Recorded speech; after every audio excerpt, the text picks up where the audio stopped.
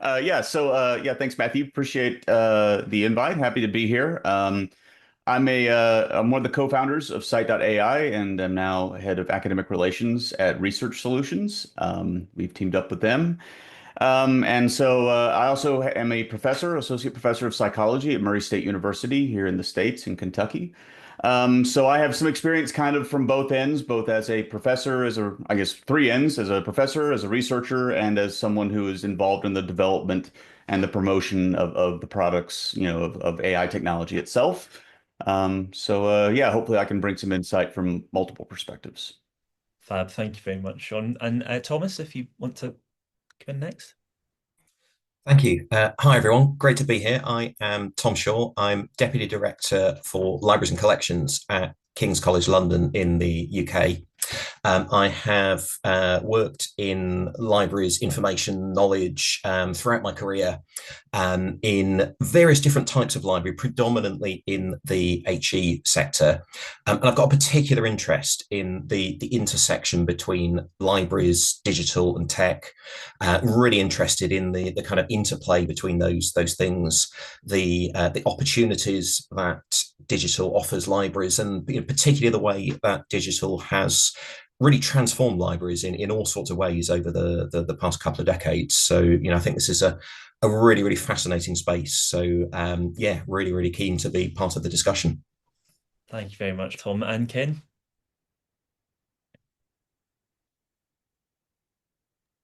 So thanks. Yeah.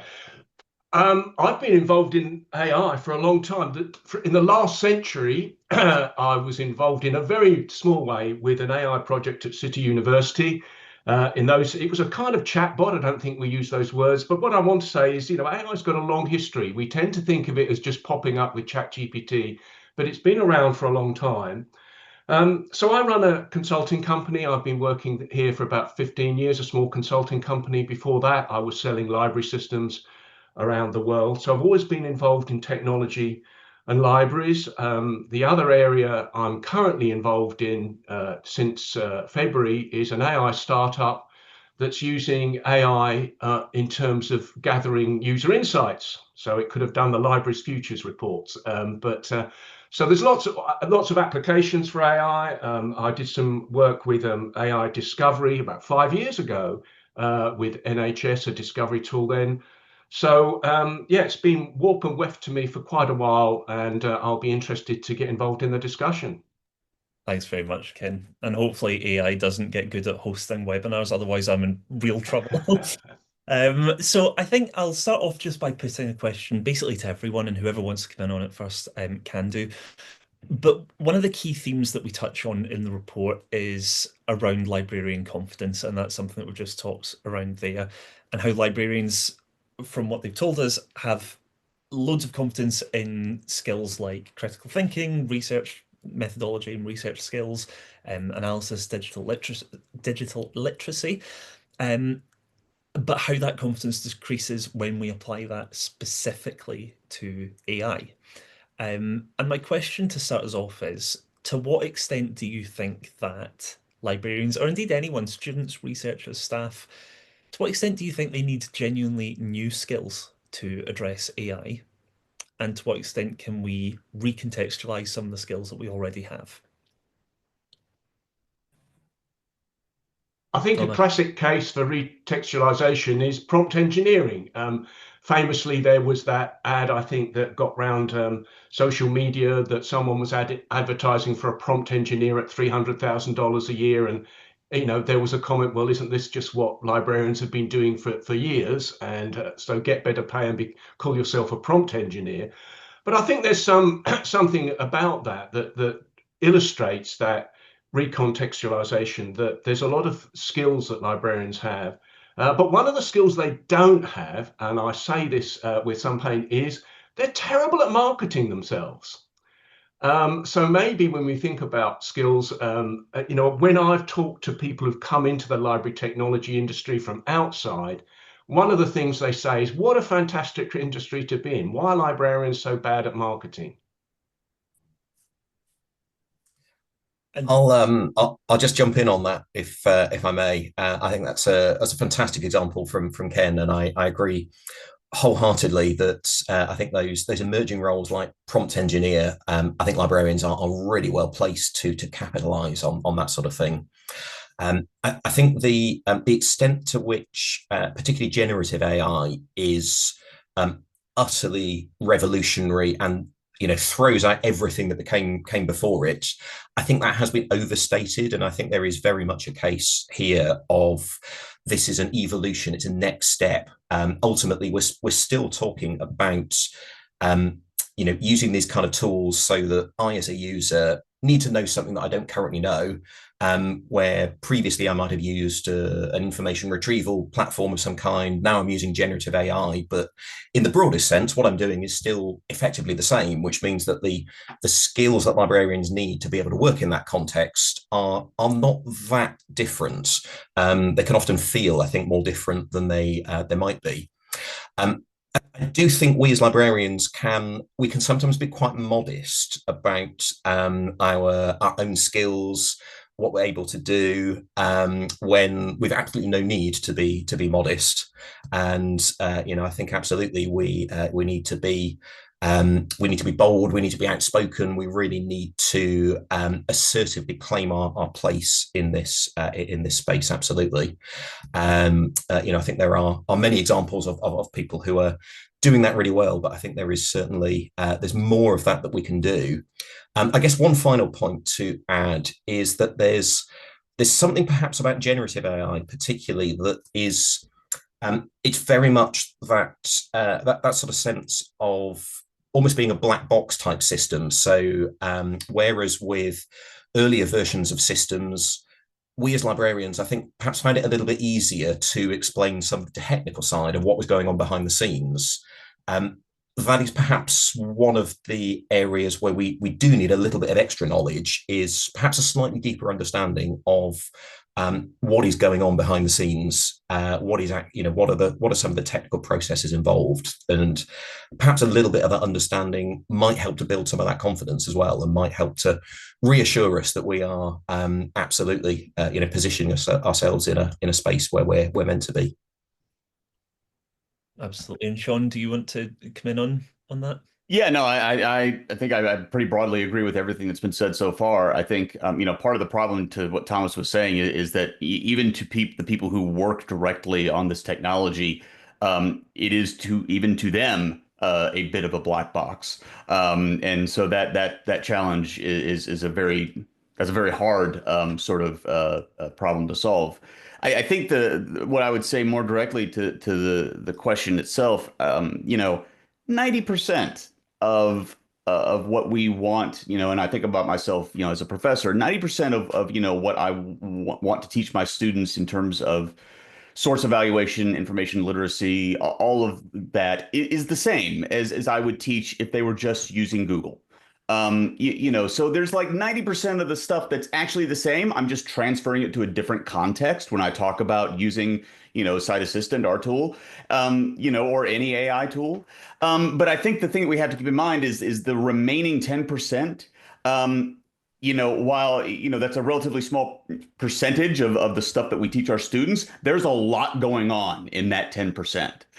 So it's, a lot of the same things, prompt engineering versus I'm going to teach you how to, we're going to do some Boolean queries and all that. Okay. It's a very, it's variations on a theme, right? But one of my favorite examples of how you can get so much more mileage out of these tools, and I think this is where the challenge lies, is, I had a student last semester who, had an idea for a study he wanted to run, but it was an area that I wasn't familiar with, or I was familiar with the area, but it was a methodology that I didn't know. And I was just able to ask our AI tool. I just described basically the methodology he wanted to employ and said, I don't know the key terms or any studies that have employed this type of methodology. What can you show me? And it came back with a list of 10 studies that would have taken me weeks to find, or I would have had to email people. So that's the remaining 10% of the technology. And it's just an amazing example of how much more you can get with this technology. So I think that, we need to, probably focus our area on all the gains that you get from using this new technology. That's sort of where the challenge is.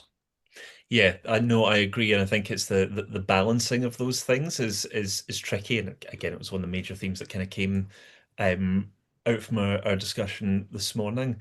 One of the things that I just wanted to sort of respond to as well on the point that you raised, Tom, around the black box kind of element. Something that I was thinking of in one of um, the sessions that we had this morning was around I hadn't really considered it this way before, but the way that a lot of library technologies that we have, ideally, if there are going to be, major changes made or anything like that, we would know about them in advance. We could kind of prepare for them. We could plan to mitigate any impacts or anything like that. But the thing that happens with AI is essentially at the moment, none of us have any control over anything that any of these companies are doing. If we're talking about stuff like ChatGPT or Meta or Gemini from Google or whatever, we have no input into that. We don't know what's coming next, and then one day they can just drop something on your lap and go, "By the way, this this invalidates everything you've done so far. This invalidates all the training that you've got. This is so much more reliable, or it's so much more, or it can do this better." Or they can fundamentally shift, how this stuff impacts all of us without any consultation, without trailing it at all. They just land it on our laps one day. So that was something that I was thinking about this morning. That's a very particular challenge that I think this comes with. That I think other technologies don't quite so much. I struggle to think of any other technologies that shift so fundamentally so often as AI has the past few years. It's a bit like the I would, weather. yeah, Tom, I would, I would really agree with that because I think that is something that has been very different. Is the both the pace of change, the way that particularly ChatGPT just seemed to appear from out of nowhere, caused a lot of angst, frankly, in the university sector. A lot of scrambling to come up with an immediate response to this. A lot of sort of doomsday scenarios of this will be the end of academic integrity as we know it, and the whole academic system is, going to be thrown out of the window. And clearly that has not entirely happened. And the reality has been perhaps a lot more measured than that. But both the pace of it and absolutely, as you said, something that it's kind of just come at us rather than something that's there that we have been able to choose whether to engage with or not. Which I think if you contrast that to the early days of content moving online, there was a lot more choice that libraries had about, are we going to go down this road or not? Or, perhaps we're not sure about this, so we'll do something experimental. And there was a lot more that was immediately within our gift. Whereas I do think this is something that feels very different, is that sense that it is something that's coming at us. And unless we're really quite assertive about the agency that we have, it's something that will just happen to us and be done to us. And I think there are things that we can do to respond to that. But it does feel very different. absolutely. And Ken, did you want to come in on that as well? Well, I think, like I rather flippantly said, it's like the weather. We don't have any control over that. But let's take on board some of the things we can do. For example, so in a piece of this AI startup I'm doing, it's about user insights. Yeah, we don't know exactly where they come from. There's that skepticism. So what we can do is take on board, people who've done surveys and user interviews, and use our experience to engage with AI. So in a simple example, we take user experience interviews, we feed them into the system, and they calibrate against the AI responses to make AI, if you like, more reliable. So there are some things we can do. There are some areas that we can contribute to. And I think going back to one of the earlier things you said, and maybe we'll talk more about it, is librarians taking some engagement lead. So one of the librarians in the UK in HE is called, Director of AI and Ideas Development. Well, that's contributing. We can't do it, of course not. But let's do what we can and take the areas that we are involved with and get engaged, I think. Excellent. Thanks very much for that, Ken. There's a great question by or from Gary in the Q&A that I do want to come back to in a moment, because I think it's a really pertinent point. But if it's all right with yourself, Gary, I might come back to that just in 5 minutes or so, but I promise we will answer that in time. Um, I also wanted to ask a question around perceptions, or specifically around student perceptions of both the library and of AI, and to hear from you on that, because one of the things that we found is around how students perceive librarians as supporting their skills with AI, but also their kind of well-being and levels of stress as well. And I just kind of wanted to ask maybe a slightly provocative question, but to what extent do you feel that the library it is within the library's remit to have that more explicit role, and we are offering student well-being support, or does it more sit with the library as like, we can help you with time management, we can help you with understanding how to research effectively so that you can make better use of the time you have. And yeah, I'm just kind of I'm not sure I have a cogent question in there, but I think the long and short of it is, how much do you think of it as that more sort of gentle, sort of implicit, we are helping with your workload, and how much of it is that explicit, we are kind of offering health or well-being support? I think one of the dangers that librarians face is, and I speak as a librarian a while ago, we just want to help guys, and we take on too much. We sometimes don't scope our activities well enough. So we take on all sorts of things, and there's a justification for well-being, or we take on roles in academic about employment and so on. There's mission creep, if you like. And I think that's true across librarians in all sorts of sectors. So I think there is a need for some focus on what's really important. And some of the areas you touched on already are the skills, the way of dealing with outputs, if you like, from AI tools, and assessing them and using those good old skills about analyzing information and so on. So I think it's even more important to look at those things. Yeah, and I think part of the reason I ask it as well is because one of the other findings was that students are more likely to approach an AI chatbot for support if they are overwhelmed than they are to approach a librarian, which is a pretty extraordinary finding. I think, even as there's been I was reading something that was published just a couple of months ago that pointed out, or that after some data collection had determined that the most popular use for AI chatbots at the moment is as sort of companionship or therapy bots. And I don't know how I feel about that. In some respects, I'm like, if it works, then great, because that's what we want. We want people to feel better. We want people to have that sense of companionship. But also, I don't know, it makes me kind of sad that people would approach an AI over an actual person for that. And I guess that's at the root of my kind of concern around the idea of approaching AI for support preferentially over librarians. I Yeah. think it's a really interesting one. Sorry, Sean, you're going to come in. No, no, no. Please go ahead, Thomas. Yeah, I think it's a really interesting one. That how do people want to engage with these things? And I agree. I think it's a really interesting question of would people prefer to engage with an AI chatbot over a real human, and what are the reasons why? I can see some cases where there is a lot of value in that. I think what role the library should play in that, I think, is probably it's an evolving area.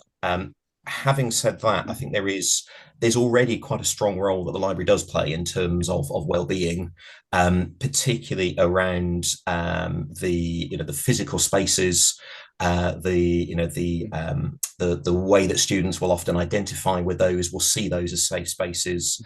the staff who are available in those spaces. And I think the key to making that a success is the relationships, the partnerships that the library has with the other relevant parts of the institution. So, the parts of the institution around counselling, mental health, pastoral care, those kind of things. And if there is a role for some form of AI in this space, I think that's probably something to be taken forward as a partnership where maybe the library has a role, but it's probably not a role for the library to take on in isolation without working with others across the institution. But it is certainly an interesting one, and I say that as somebody who does use Siri for Apple Music and that kind of thing. But I can't get rid of a sense of a slight uncomfortable feeling about the fact that I'm talking to a machine, which I do, but I can't quite. Maybe it says something about my age, but I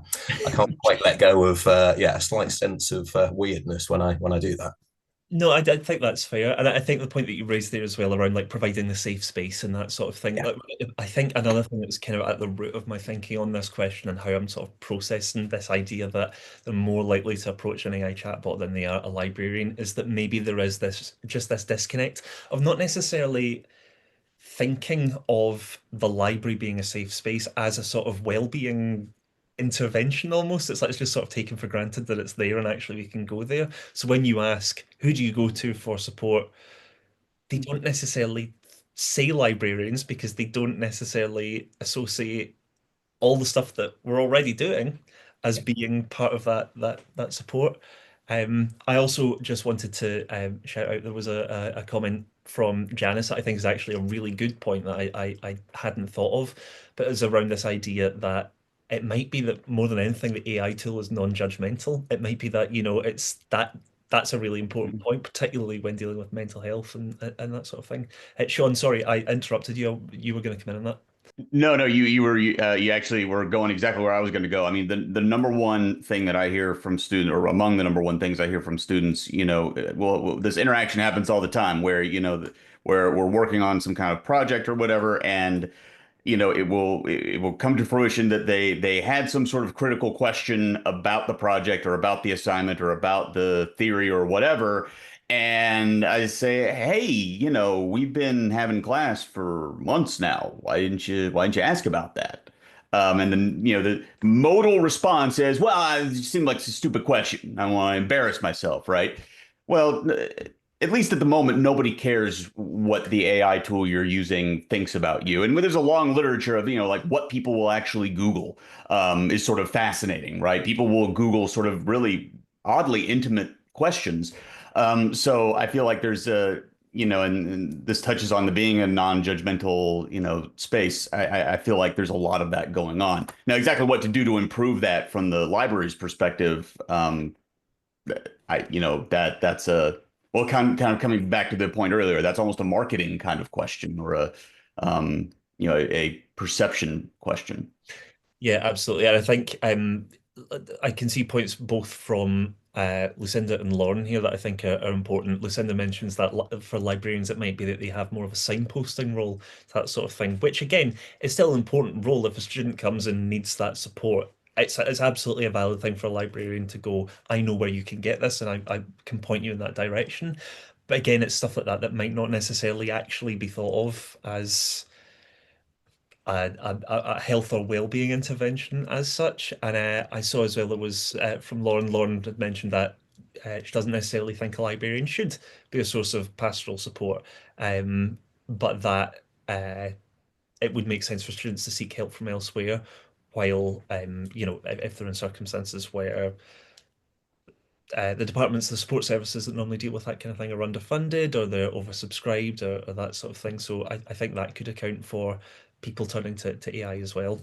And there's a point that I just wanted to mention that Kim had put in the chat as well around that flip side of this idea that AI can be a non-judgmental source of whether it's advice or support or companionship. The flip side of that is that librarians are empathetic and they're people and they can relate to them on a human level, whereas AI obviously is not. It's a sort of simulacrum of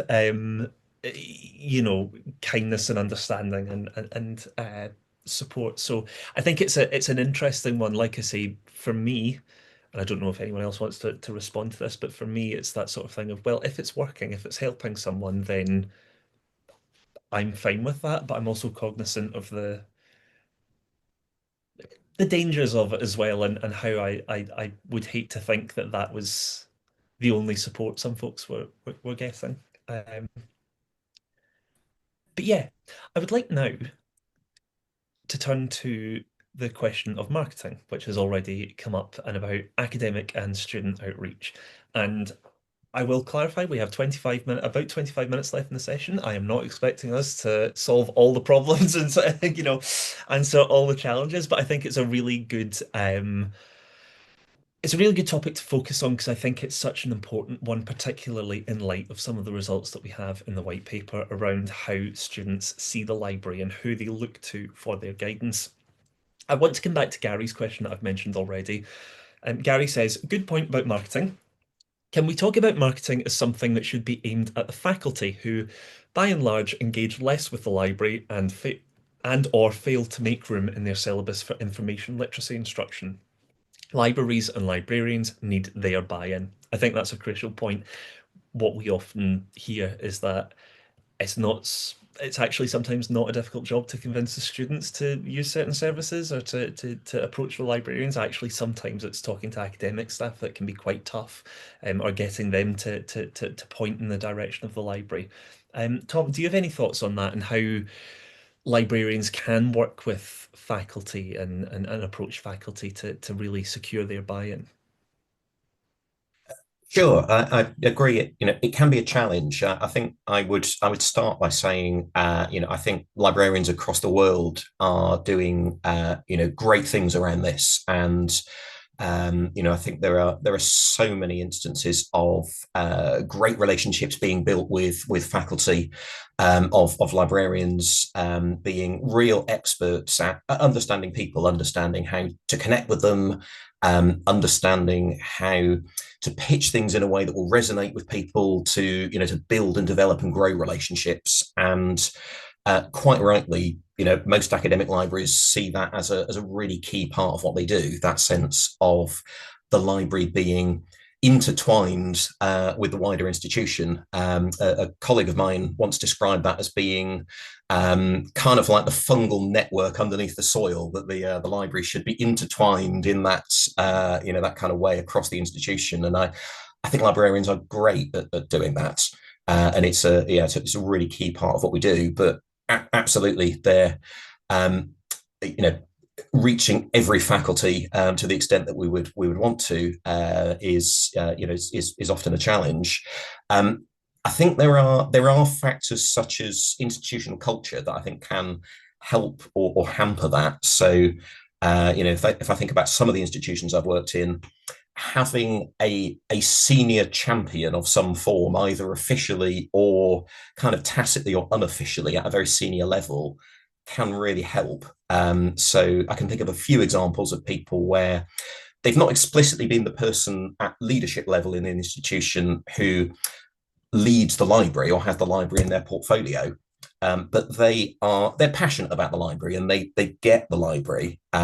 So I think if there are any things that the library, and probably that's something that sits first and foremost with the university librarian or the library director, if there are things that they can do to cultivate a relationship with such a person who might have a personal passion for the library, and really gets what the whole, the DNA of a library is all about, that is a really important thing. I think another factor in this is it's very much the sense of librarians as networkers, and I think it's I often think it's kind of one of the world's best kept secrets, that librarians are great networkers. We all know each other. We all share ideas. So again, there's loads of great stuff going on. Whether that is explicitly through things like conferences and events like this, or whether that is more tacitly through the kind of networks and interactions that we all have. But I think that's a really key part of how we need to do that as well, is sharing ideas for how we've done things, sharing our successes. I think explicitly having things like case studies can be really helpful. Tools and techniques that people have found valuable. But I think there's already loads of that going on as it is, and yeah, loads of great ideas being shared between people. I think there's just to I promised already earlier on that I was going to mention this session a lot, but in Lisa Bird's session from this morning, she made a really great point when talking about the kind of the session that they put on for faculty and researchers, in terms of kind of educating them about this evaluative framework that they'd come up with. One of the things that she said was that actually, because that was a really because it was quite a popular topic. It's a really it's a topic of the moment. It's going to get people through the door. And actually, when they were there sitting in front of the librarians, who were like, "Oh wow, I didn't, I wouldn't have thought of necessarily of approaching my librarian for support with this, or it's great that my librarian is doing this." And all of a sudden, they have this relationship, like you've just said. They're great networkers. They have this relationship. Approach us for anything else. Tell your colleagues that if they want support with this, we can help with it. So it was just a really timely intervention that then ended up really solidifying the library as the place to go for this support in the minds of people that had come through the door for it. So, um, yeah, I just thought that was an interesting way to do it. Is that essentially, if you run that session and they come, that's you. It's like you've got the foot in the door, even though they've come to you. um, Ken, I saw that you unmuted yourself. Did you want to comment on that as well? Yeah, I think we have to be pretty hard-nosed about this marketing stuff. We have to be clear about what's if you like, the value proposition. What problems are we going to solve for faculty? What problems are we going to solve for researchers and students? We have to be clear and they realize that there's competition. You mentioned the chatbot, that's competition. There's all sorts of alternatives that people can use, and we have to be clear about what our services do. Are they adding value? So when we're looking at AI and the support we can give in terms of AI as librarians, then we've got to be clear about the distinctive element. And I think there really are some strong distinctive elements. When I'm talking to librarians, very often the first question they talk about AI results is, where does that come from? What's the ethics? So this is a great place for me when I'm bringing my startup business. One of the first people I want to talk to is librarians, because they've got those concerns about ethics. They've got those concerns about information and interpretation of information, all that kind of stuff. So let's engineer those things into really clear value propositions. And sometimes it comes back to the marketing. We have to be crisp and clear about how we say these things. I remember a librarian I was working with said he was literally had an elevator situation. The new vice chancellor said, "Okay, Ken, so why should I bother paying for the library again?" And it's like, oh, I kind of had all this information, but could I crystallize it? So I think it's about often being hard-nosed, being really, really clear about those things. And that's true of anything, but I think librarians, as I said, aren't always good at articulating those things really clearly. I think one of the findings that was really striking for me from the third part in our futures series, which was back in the tail end of 2023, I think, was that academic outreach and student outreach were two of the skills that librarians really honed in on as skills they wanted to develop in the future. So it's very clearly a kind of acknowledgement that that's actually something that would really benefit the library, is having this, is developing those skills in academic and student outreach, and an appetite to work on that. I think it's a complex area. I think what you're saying, Ken, is absolutely right in terms of having um, a really clear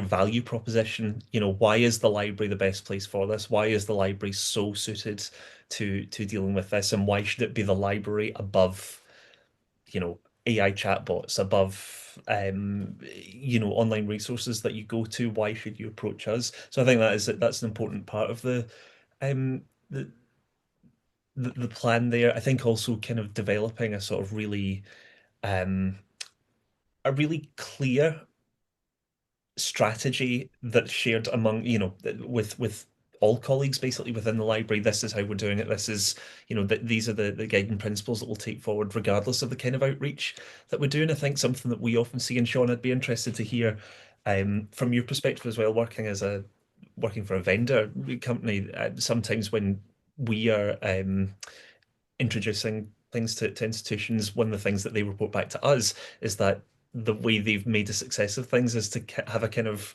as someone once phrased it to me, a sort of scorched earth approach, which was like, we just put it in everything. We put it in emails, we put it at the bottom of newsletters, we do it. And obviously we don't want to get to the point where it's like people are sick fed up of us, but they've said that in some institutions that's worked really well, just sort of being like, you can't avoid it, this is what's happening. Make sure that there is essentially name recognition across the institution. Yeah, no, I think so. Let me approach that from from a perspective as a faculty member and an AI vendor. As a faculty member, one of the things that I think I've noticed is that I think there's often lack of clarity about where the library sort of lives as part of the broader classroom instruction.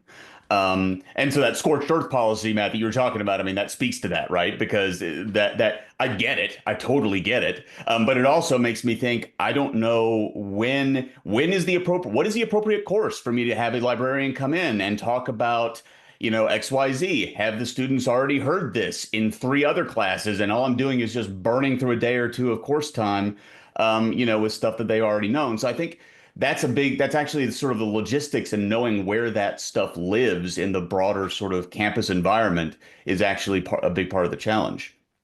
As a vendor, what we do at Scite is really, you know I always say our goal as a vendor of an AI product is to help the library to do its job. And I feel conflicted about this because on the one hand, I don't want to make it sound like we're just sort of pawning it off on the library to do this. And which is why I'm a big believer in providing as much support to that institution as possible.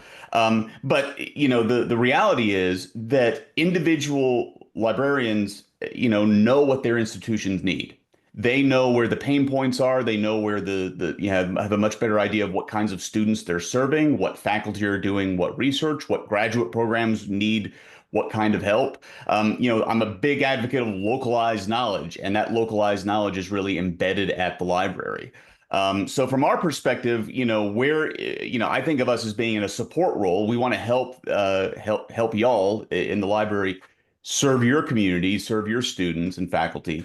Um, but a lot of that, and unfortunately, that does have the habit of making more work for the library. But I think that's also, I've never met a librarian who was objecting to the idea of like, hey, let me help, our students use your product, right?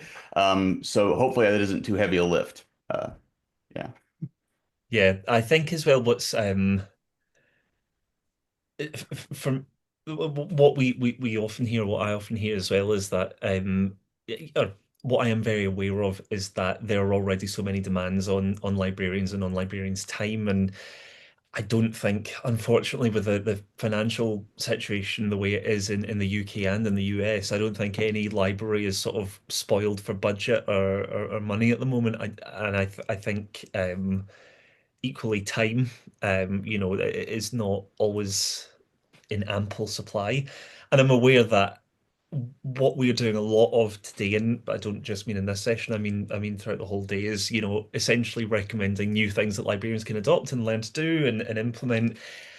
And actually, the one of the biggest challenges is going to be finding the time and the budget to do that. And like I mentioned, that was one of the big findings in Librarian Futures Part 3 was around, librarians actually don't feel like they have that time. They don't feel like that money is necessarily there for them to do that upskilling.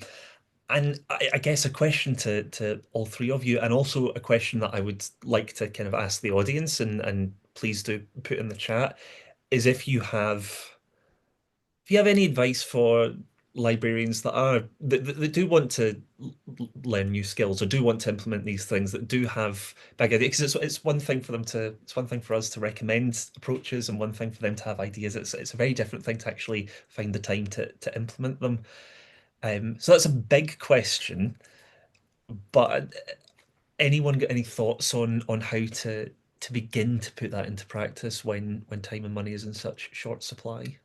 Well, I think again, it comes to being strategic in terms of your value proposition. So, if a library is spending, and there is one spending many tens of millions of pounds on redeveloping of its library, and I go to them and say, I've got an AI tool that could help you get some user insights from students about that. They say, I've got no money in the library budget, but you've got tens of millions in your building budget. So I think librarians have to play to other agendas. It's not about getting money out of the library budget in these contexts. This is bigger than the library. This is the library being a leader, one of the leaders in AI, and therefore tapping into those funds. What are universities get? They're getting millions in terms of AI. And so we need to get our share of that, but not the share of the library budget that's spent on content and other things. So I'm optimistic that we can do that. But again, it's getting seeing our role in terms of our in the bigger picture. How in the UK there's a digital transformation agenda that's largely sponsored around what JISC are doing, a sector body, digital transformation. Well, I was at a university where they'd not even engaged the librarian in that debate. Well, why, and that's a two-way street. Why haven't they done it? But why hasn't the librarian become engaged? Because there's money there. So it's not about library budgets.